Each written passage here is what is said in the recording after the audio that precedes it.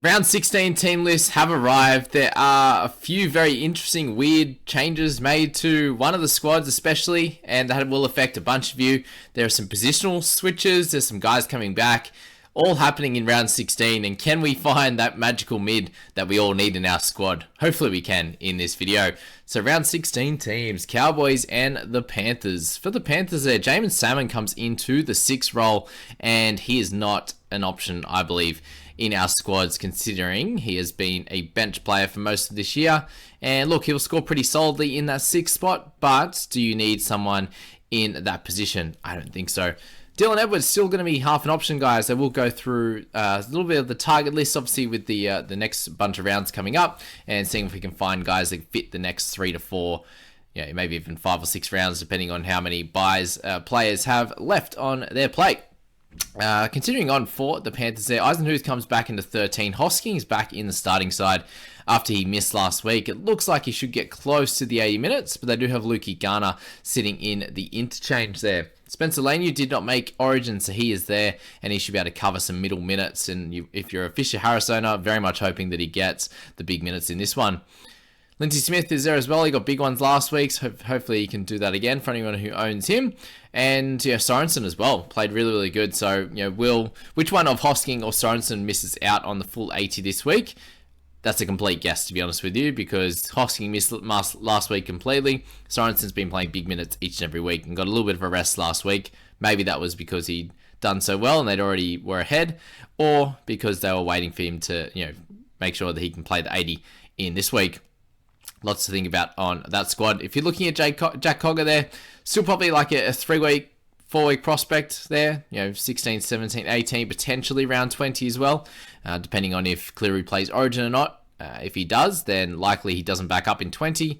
But if he doesn't, then he'll play for the Panthers in round 20 on this one. For the Cows, best news here for you guys is if you own Jake Granville still, you get him in the number 9 role this week. And he should be able to get you a 40 plus pretty comfortably in big minutes there. You're looking at the bench, there's no one really to cover that 9 position. So you'd expect Granville to go pretty close to the 80. He's been playing big minutes in the middle anyway, so I'd expect him to go big there in this one. Hill and Lukey, I wasn't able to hold on to, and with just trying to field 17 last week with 8 players out. Lukey gets into that starting side, and he should be able to play some big minutes again, back to about that 60 to 65, you would imagine, especially with how well he has been playing over the last few weeks. Again, we're looking for that mid player, guys, that's a cheap one that we can play at least this week, and get a decent score, and potentially play a couple later down the track. I think that's probably where I'm looking, is in the cheap range, unless we decide to go all in on the selection from the Eels that I know a lot of you guys are thinking about. But McLean, Hess, they're not the guys we're looking at. Jason Taumalolo does return. Hopefully this time after their bye, he should be there, and he's starting in the 13 role, not named in the reserves this week. This is a week that hopefully he does come back, but you're not really looking at him. He's a bit too expensive, not a keeper. Outside backs, do we want any of them? I don't think we want a Laybutt. Semi Valame obviously scored really, really well in his first game, getting 3 tries. Kyle Felt is back as well, so you'd imagine that Kyle keeps his spot from here, and Valame doesn't. So I don't really like the look of any of those guys. They're not cheap enough either. So Fina Faraki. Can he keep his spot? I don't think so. Is it worth it? Probably not. So that's that with those 2 squads. Not super exciting from a fantasy perspective. Knights come up against the Roosters at 3 p.m. on Saturday. Just remember, guys, the first game this week is at 8 p.m. on Friday. So we have that little bit longer to sort out our teams. It's going to be another face-off between 2 gun fullbacks. We know what Joey Manu is like, and he gets his chance there. So if you do own him, you're very much hoping that he can go nuts in that fullback spot there for the Roosters this week up against the Knights. I expect it to be a fairly close game. I'm likely to be tipping the Knights in this one, even though they are missing a couple. They do have Kalen Ponga there as someone of very much a high importance there. I'll be picking him up in my squad, trading Tommy Talau to him, which is going to be great there in that wing fullback position. Anyone else in this backline that you don't see? Greg Marzoo has been dropped, it sounds like. I didn't hear anything from what happened last week, so that's absolutely frustrating there. If anyone, a few people brought him in last week, Scoop, one of them. Tuala gets put back into this squad. So we'll find out a little bit more about Marzio, I imagine, in the next couple of hours. But on initial reaction, he is gone. That didn't say why, which is very frustrating for owners for sure. I own him as Supercoach, so if you own him in Fantasy, I'm with you on that one. Crossan there in the 9 jersey. So he's someone, obviously, that you can hold this week and I think trade next week.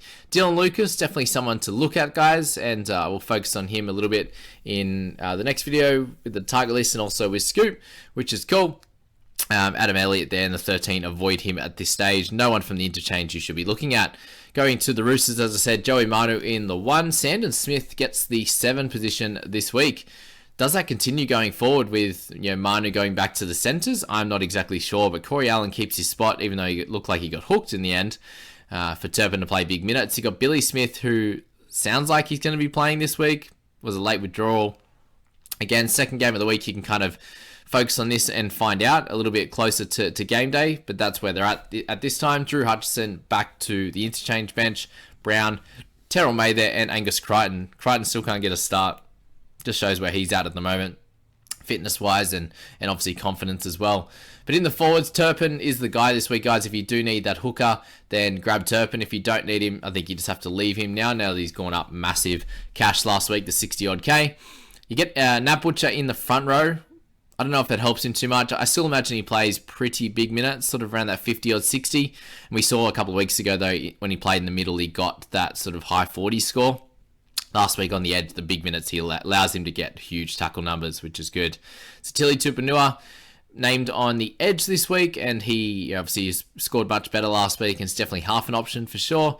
Nat White, semi-cheap, playing the 13. Does he actually play there on game day? I don't know, to be honest with you. So I think you can stay away from all of the Roosters players as well. What about Jackson Barlow there? Just still hanging in the wings, that's for sure. And Lockie Miller still in the reserves as well. So not great on that front. Greg Marzhew and Tyson Frizzell obviously out. Lodge, Collins, and Tedesco out for the Roosters. And Matt Lodge has actually just been omitted. It says no real clear reason other than that. Eels and the Eagles there. So the big one there is obviously with Ryan Madison. Sorry, I was just having a random think. Ryan Madison in that 6 role. Wow. So he's named to play. He's back, which is great news, but he's in the 6, and that's not very exciting, is it? I don't think anyway. You really want him to play middle. You really want him to play edge. If he's playing 6, he defends further out than he normally would. So tackle numbers are going to be down a little bit. He's someone that can create, from the edge position, usually from the edge position more than he can the middle. So tackle numbers are going to be down. He would be creating the same amount, I think, anyway, as he will be in the 6th position. And if he plays on an edge, he usually plays close to 80 minutes anyway. So I don't see the upside here. He's going to run the footy probably less at 6 as well. So it's just all negative, I think. Thankfully, Penasini's still there, Simonson, but the mids available this week, it's pretty dire. None of them are, Madison's probably the clear-cut keeper. You got into guys like Nat Butcher and Scott Sorensen that you could bring in, but other than that, it's really slim pickings. And maybe people still do go for Samuela Fainu there when you have none of the reserves that are going to be coming through. There's no Tuolangi this week, which we thought around 17 or so. There's no one else to come in. Ben Trbojevic to steal his spot there for sure. So that's that. Dejan Arce gets 7 this week. Again, a bit too expensive in my opinion. I would still be going for Madison over him. I think Madison at 6 is great for Hopgood. He'll get the big minutes this week. Ogden gets the 10 jersey. He's obviously fairly cheap and is definitely someone to look at if you're wanting someone cheaper. Luke Moretti, Joe O, Dury and Makatoa. There's no real big minute guys on the bench there. You'll see Dury come on for likely Davey again. Joe O, obviously with his low minute game, low score, he's unfortunately doesn't get to make any money either. You see Sean Lane here in the reserves at 22. So he's in a position to potentially come back. It obviously would be important with the amount of guys they have out. And it'll have to be the Gutho show. I expect this to be a bit of a bludger of a game, to be honest with you, with so many players out from each team, especially in the spinal positions. But yeah, that's Shawnee Lane would come in and probably push Davey to the bench or Cardi to the bench, which is not really helpful for anyone else there in that forward pack, especially Hopgood. But yeah, hopefully that doesn't happen for his sake anyway. On the Eagles, Weeks keeps the fullback spot like he did in 13. Ruben Garrick plays the centre position again. Obviously, it's going to be a different game with Jake Arthur here in the 7. There's no Trbojevic. Olaquatu's still there, but yeah, not super excited on Garrick this week, but he could definitely turn it on even without all those guys, but I doubt it. And then, yeah, no one really else to look at. Obviously, Fainu, probably the only one there to sink your teeth into, but other than that, he's probably still not the best option either. And then you got Junior, Moses out, DCE, and Trbojevic there as well. Tigers and the Storm in this one. Obviously, Buller, the making us dream, that's for sure. Stafford Toa gets the 6 role, Wakeham the 7. With Lukey Brooks out, you see Simpkin coming to 9, who's obviously a great option. If you need a hooker, who doesn't play 17 though. Isaiah Papali'i, Sean Bloor, Bateman, all in there. Stock standard position. Tommy Talau's been benched anyway for Naden. It's exactly what we thought. And Asul Kapoa ends up in the 4 position. So he got dropped for 2 players. How good. I can't see them picking him again, to be honest with you. And Talent De Silva is the hooker that's going to play probably 20 or 30 minutes, I'd say. And he's got a lot of wraps on him, so I hear. So it'll be exciting to see him play. But, Simpkin, 50 to 60 minutes. Do you think that's enough at his price point? Probably. Bateman named in a 13 role. If he can keep doing that, he'll end up with Jewel, which is good. Isaiah Papali'i is still a really solid pickup. Obviously, Sean Bloor in there. What's going to happen with him? Who knows, to be honest with you there. If he's going to keep that spot or not, it's a big risk. And then you look to the Storm. And none of these guys you really want to look at. George Jennings you could have as a bit of a cash out. Obviously here we see Xavier Coates is out in Origin, so Jennings will play this one, which is cool. He's someone I was looking at in preseason and he didn't even get close to coming back at all. Jonah Pezzett there in there 6, so he's back if you randomly hold him. Cool. Trent Leoro last week to hold him, I think, and then, or 16, 17, and then move on. I believe with him is the right way to play it. And no one really from the bench you want to look at, guys. Penny's there, McDonald, all guys that aren't at that basement price or guys you want to be using, basically. So that's that. All right, last one. Sharkies and Doggies will round out this week at 4 o'clock on Sunday. And what we see with the Sharkies is very much the same team. So they lose Royce Hunt to injury. Thomas Hazelton comes in.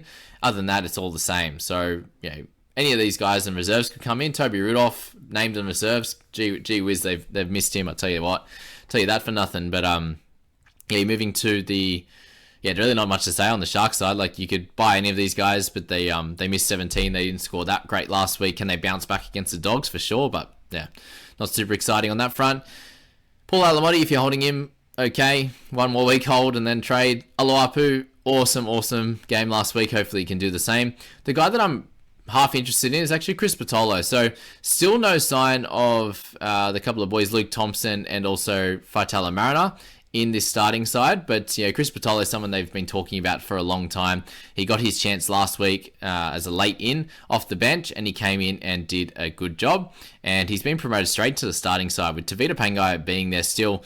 You've got Curtis Morin, Max King in a bit of trouble with his body, and then Corey Waddell. I think that he keeps his spot in this side no matter what, and he's the cheap guy that I'm definitely looking at. Obviously with the bye next week isn't ideal, but he's that middle that can do a job in this week, but it can also be like a half a cash cow potentially, obviously not in 17, but following the following rounds from there. I think Patolo is the guy that I may be looking at as a cheap option to trade one of my guys that are out this week that aren't keepers. So there's not too many of them that aren't keepers in my squad right now, which is great news. But everything else stays the same. Preston, Edwards, Ockenbaugh, great news for any owners of them. They'll be able to do a solid job for your side. But that's where we're at for the round 16 team lists. I hope that was helpful for you.